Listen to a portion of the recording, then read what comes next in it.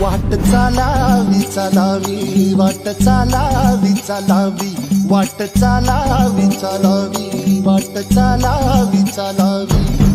रामाच्या पाराला इटूच्या नावानं रामाच्या पाराला इटूच्या नावानं वारीची पालखी न्यावी इमाने इतबार करावा व्यवहार देवाची कृपा राहावी